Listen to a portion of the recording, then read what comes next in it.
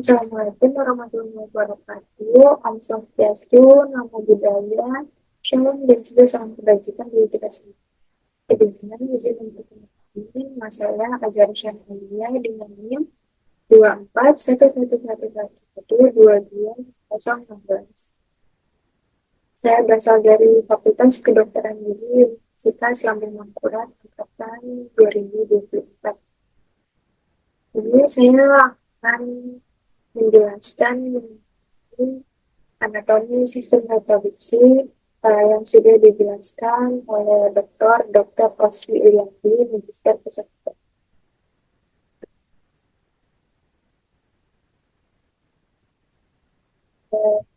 Apa sih reproduksi itu? Jadi, reproduksi ini adalah proses biologis yang memungkinkan manusia untuk menghasilkan keturunan, memastikan kelangsungan spesies. Proses ini melibatkan perpaduan materi genetik dari dua individu melalui mekanisme reproduksi seksual. Reproduksi manusia bergantung pada sistem reproduksi pria dan wanita yang bekerja secara sinergis. Adapun jenis dan juga tujuan dari reproduksi tersebut, yakni melakukan reproduksi seksual yang memerlukan yang pertama sel reproduksi pria atau sperma. Ini biasanya diproduksi di testis. Selanjutnya, sel reproduksi wanita atau juga disebut dengan sel telur atau sel ovum. Ini biasanya diproduksi di bagian ovarium. Sperma dan sel telur ini nantinya akan bertemu melalui proses fertilisasi, membentuk zigot yang berkembang menjadi embrio dan akhirnya akan menjadi janin. Selanjutnya, ada pun dari tujuan reproduksi, yaitu untuk melanjutkan keturunan, memastikan spesies manusia itu tetap ada, dan juga variasi genetik yang penting untuk adaptasi dan evolusi. Reproduksi manusia juga diatur oleh hormon-hormon seperti hormon testosteron pada pria dan hormon estrogen serta progesteron pada wanita yang mempengaruhi perkembangan organ reproduksi, siklus menstruasi, dan juga kehamilan. Selanjutnya, saya akan menjelaskan mengenai dari proses reproduksi. Jadi, proses reproduksi ini ada 5. Yang pertama itu produksi gamet. Jadi, pada pria, spermatogenesis ini terjadi di testis dan nantinya akan menghasilkan sperma. Terus, pada wanita, oogenesis terjadi di ovarium dan nantinya akan menghasilkan sel telur. Dan yang kedua, adanya fertilitas dan hubungan seksual. Sperma nantinya akan masuk ke tubuh wanita melalui hubungan seksual.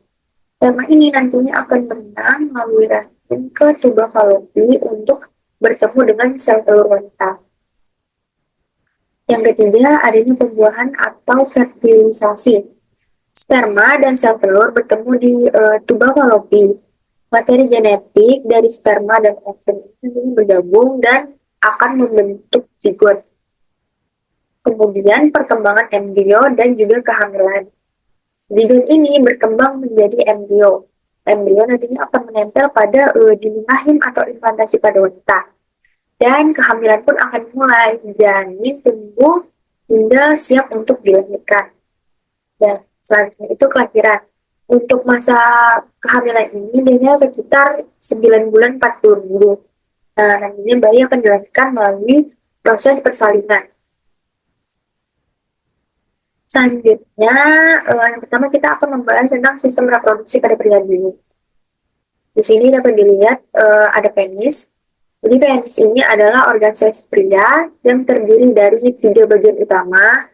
Yang pertama pangkal atau radix, yang kedua batang atau korpus, dan yang ketiga ada kepala atau glans. Nah, umumnya organ ini akan mencapai ukuran maksimal selama masa pubertas. Pada ujung kepala penis, terdapat uretra yang merupakan saluran untuk mengeluarkan urin dari tubuh.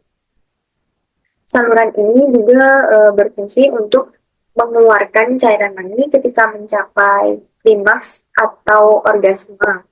Pada sepanjang batang penis, terdapat juga jaringan yang dinamakan dengan corpus cavernosum.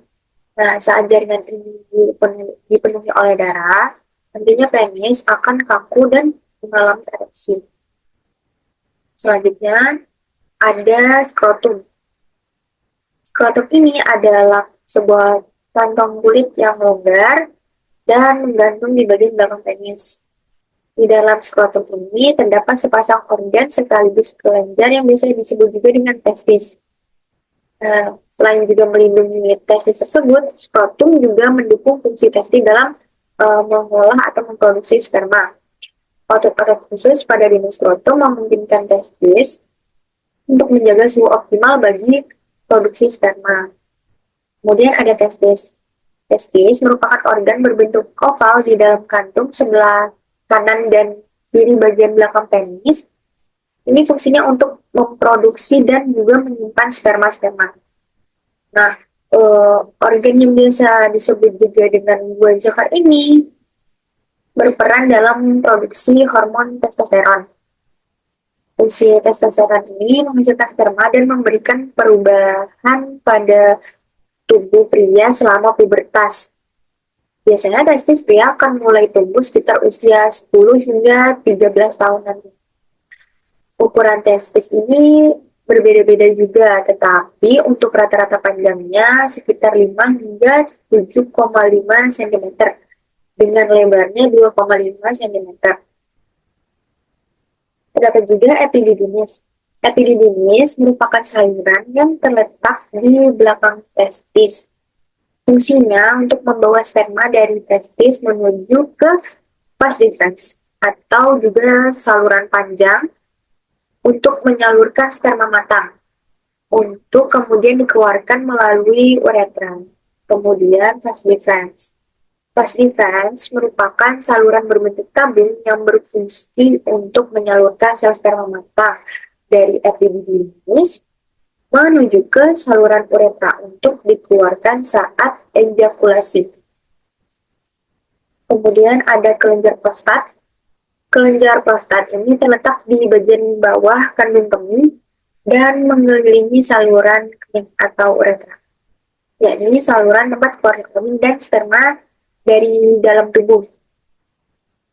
Kemudian ada fungsi utama prostat pun itu menghasilkan cairan yang bercampur sel sperma yang diproduksi testis untuk proses ejakulasi.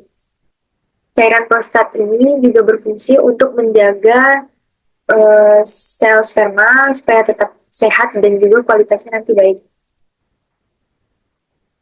Kemudian uretra.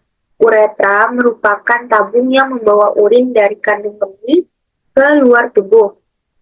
Nah, di pria, uretra memiliki fungsi tambahan juga untuk mengeluarkan air mani atau ejakulasi saat mencapai orgasme. Ada juga vesicula seminalis.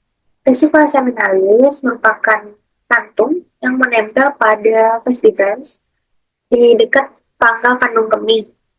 Kandung ini berfungsi untuk membuat cairan yang kaya akan gula atau fruktosa sebagai sumber energi untuk sel-sel sperma. Kemudian ada kandung kemih. Kandung kemih merupakan salah satu bagian dari saluran kemih yang terletak pada perut bagian bawah, yaitu di area panggul dan belakang tulang pubis, atau juga yang kita sebut dengan tulang kelamin. Kandung kemih ini terbuat dari otot yang berbentuk menyerupai kantong atau seperti balon. Utamanya, kandung kemih ini berfungsi untuk menampung urin yang diproduksi oleh ginjal dengan kapasitas normalnya itu sebesar 300 hingga 500 ml. Apabila sudah terisi oleh urin, biasanya kandung kemih ini akan mengembang dan berkontraksi saat sedang buang air kecil. Kandung kemih terdiri dari 4 bagian utama. Yang pertama itu apex, yang kedua fundus, yang ketiga tubuh, dan yang terakhir 4 leher. Terakhir ada tulang kemaluan atau pubis. Tulang kemaluan ini terletak di perut bagian bawah bersama tulang usus atau iwin dan tulang punggung. Tulang ini membentuk tulang panggul manusia. Pubis ini berfungsi untuk melindungi organ intim dan organ kemih serta menopang berat tubuh. Kita sudah membahas mengenai sistem reproduksi pria. Selanjutnya, kita akan membahas mengenai sistem reproduksi pada wanita. Nah, di sistem reproduksi pada wanita ini terbagi lagi menjadi dua, yaitu pada bagian luar dan yang pada bagian dalam. Yang pertama kita membahas pada bagian luar dulu. Jadi terdapat labia mayora. Labia mayora ini disebut juga dengan bibir besar. Ini membungkus dan melindungi organ reproduksi eksternal lainnya. Selama masa pubertas, pertumbuhan rambut terjadi biasanya pada kulit labia mayora ini, yang juga mengandung kelenjar keringat dan kelenjar penghasil minyak. Kemudian ada yang namanya labia minora. Labia minora ini bagian bibir kecil. Bibir kecil ini dapat memiliki berbagai ukuran dan bentuk. Labia minora terletak tepat di dalam labia mayora dan mengelilingi lubang vagina atau saluran yang menghubungkan bagian bawah rahim dengan bagian luar tubuh, dan uretra atau saluran yang menyalurkan air seni dari kandung kemih ke bagian luar tubuh. Kulit ini biasanya sangat halus dan sangat mudah untuk teriritasi serta juga mudah untuk bengkak. Selanjutnya ini ada klitoris. Jadi dua labia minora nantinya akan bertemu di klitoris, penjulan kecil dan sensitif yang sebanding dengan penis pada pria atau orang yang ditetapkan sebagai penjulan penis saat lahir. Klitoris ini ditutupi oleh lipatan kulit yang disebut dengan preputium dan sangat sensitif terhadap rangsangan. Kemudian ada lubang vagina. Lubang vagina memungkinkan darah menstruasi dan bayi keluar dari tubuh. Tampon, jari, mainan seks, atau penis dapat masuk ke dalam vagina melalui lubang vagina. Selanjutnya ada selaput darah atau hymen. Selaput darah adalah jaringan yang menutupi atau mengelilingi bagian lubang vagina. Selaput darah terbentuk selama perkembangan dan biasanya muncul saat lahir. Kemudian ada juga bukaan uretra. Bukaan uretra adalah lubang tempat untuk buang air kecil. Dan yang terakhir ada mons pubis. Mons pubis ini adalah bantalan jaringan lemak yang terletak di depan simfisis pubis. Mons pubis terkadang disebut juga dengan mons veneris. Nah, ini memberikan perlindungan pada persimpangan tempat tulang kemaluan bertemu. Jadi sudah bagian luar, dan selanjutnya kita akan membahas bagian dalam dari sistem reproduksi wanita. Di bagian dalam sendiri terdapat vagina. Vagina ini adalah saluran berotot yang menghubungkan cervix atau bagian bawah rahim dengan bagian luar tubuh. Vagina dapat melebar untuk menampung bayi saat melahirkan dan kemudian menyusut kembali untuk menampung sesuatu yang sempit seperti tampon. Vagina ini dilapisi juga dengan selaput lendir yang membantu untuk menjaga kelembabannya. Kemudian ada cervix. Cervix adalah bagian terendah dari rahim. Sebuah lubang di tengahnya memungkinkan sperma masuk dan darah menstruasi untuk keluar. Serviks terbuka atau melebar untuk memungkinkan bayi keluar selama persalinan normal. Serviks juga berfungsi untuk mencegah benda-benda seperti tampon masuk ke dalam tubuh. Kemudian uterus atau rahim. Rahim adalah organ berongga berbentuk buah pir yang menampung janin selama kehamilan. Rahim terbagi menjadi dua bagian lagi. Yang pertama cervix, yang kedua corpus. Nah, corpus ini adalah bagian rahim yang lebih besar, yang mengembang selama kehamilan. Kemudian ada ovarium.